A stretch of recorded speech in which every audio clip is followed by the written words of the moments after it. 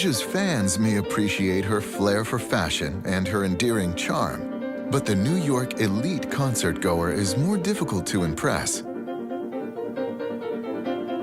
Helping her bridge this gap is her teacher, Gary Grafman, whose apartment provides Yuja with the perfect location for some supervised stretching of her fingers.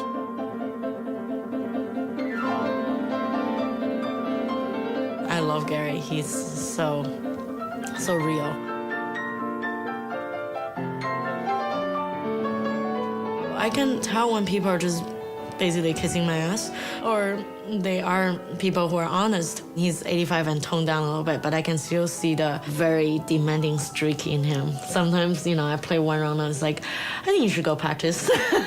And Gary is so nice all the time. When he says that, you just feel like, oh, man, I'm bad. I need 6 hours today.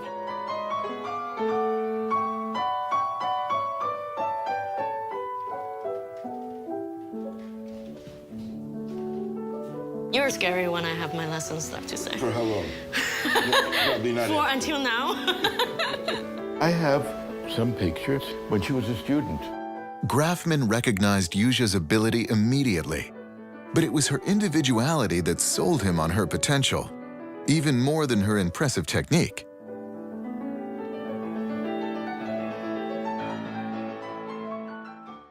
The best teacher for me, which I was really lucky to have Gary, is not the one that tell you exactly what to do, because that's just too easy, and I can do it, of course.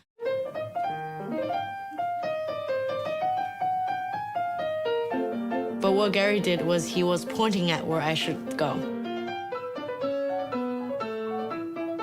Part of Gary's guidance included an introduction to Yuja's manager, Earl Blackburn, who has the important task of marketing her as the new face of classical music to audiences and music critics, who, in some cases, are taking their old-school sensibilities to an extreme.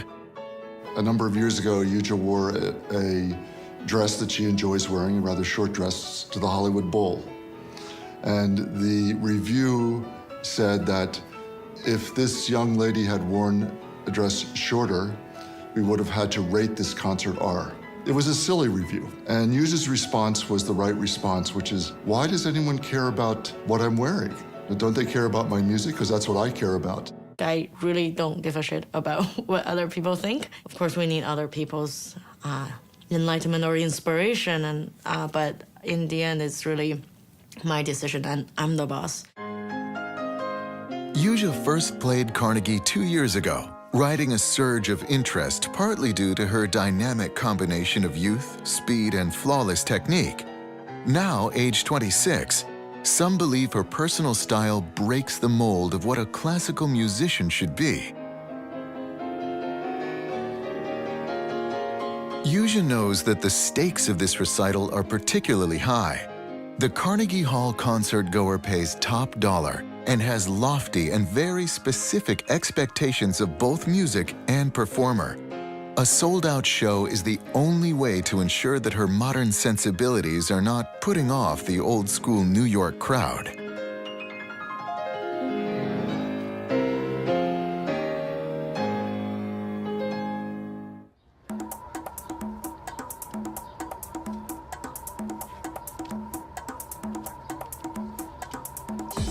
I don't think I ever grow up. I'm still, being all like silly and childish. Fresh from the Classical Music Conservatory, many child prodigies achieve virtuoso status at the expense of personality. Not so with Yuja Wang. Today she's playing at Carnegie Hall. Her performance includes several of Chopin's most technically challenging compositions. With the program set, Yuja and her manager Earl Blackburn can tend to the other crucial part of her stagecraft. So what's the plan? Well, can I wear this? You can wear whatever you want. Really? So, my plan is tonight probably I have the red. Yeah. It's all in my suitcase right now. Yeah, okay. Well, the shoes is this, and The orange I can't wear because I've been wearing the orange and the black leather in Carnegie already. So there's the white one, which I I mean, I wore gotta tell you, in Boston. my opinion, I think the white one looks gorgeous on you. I mean, absolutely But gorgeous. the red? The red looks terrific. Well, between red and white, what do you choose? Are you gonna switch it at intermission? Yeah, but I have this black baby already. Ah, right. course, Yeah, I'm gonna wear fantastic. this one. That's a great dress. Yeah, it's like how I talk about it. It's like all about relationships. so there's like a little hole here, and then there's a little hole here. So it's very asymmetrical but symmetrical at the same time. What key is it in? It modulates. Modulates. And of course, I can shock people and wear my burqa, which is. Yes, she likes certain fashion. She likes wearing heels. She likes being a healthy, vibrant 26-year-old young lady. But she doesn't design that to provoke a response out there. This is simply what she's comfortable wearing and simply what she's comfortable appearing as. I think this white will look fantastic on stage. I think you look great in it. The black is great. Why don't you do white and black? Or black and white? I have a feeling red and black. Just Yeah? the message is better, it's more dangerous. White is too virginal for me, I think. All right.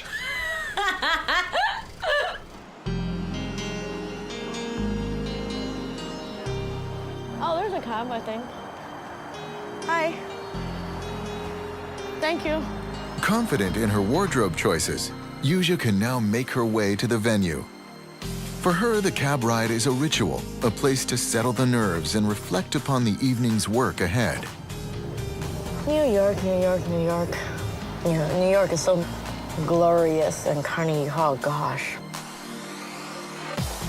But today is going to be the third time I'm doing my recital there. I don't have enough new dresses to cover this one. It's always the highlight, of course, to play in my hometown, where I live, and I like the audience, I like the hall. It's not the most relaxing hall, but it's good. Actually, I'm making myself nervous now. It's something I love to do, playing concerts, but it's also such genius music, and I'm the one who actually have to be in full energy delivering it. In a concert, I kind of think about what Samson François said. Think of it as either the first concert or the last concert. There's no other way. And it's kind of true. When you think that way, it's like this is the only chance. With 120 concerts a year, you think this is the only chance I can communicate such beauty with audience. Then you play differently. With only hours remaining until her one-night-only solo recital, Yuja must ignore the speculation of whether the hall will sell out and instead focus on her craft. Oh, here, you got a photo of me. Can you see me on there? Right here, look. Right there, where I'm like...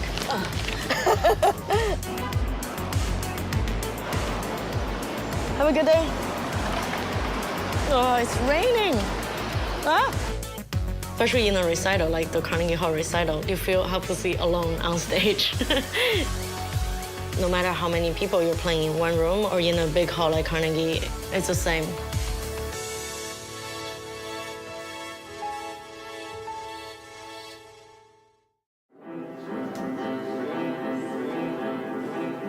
Within minutes of arriving, Yuja makes her way to the stage for a short warm-up before the doors open.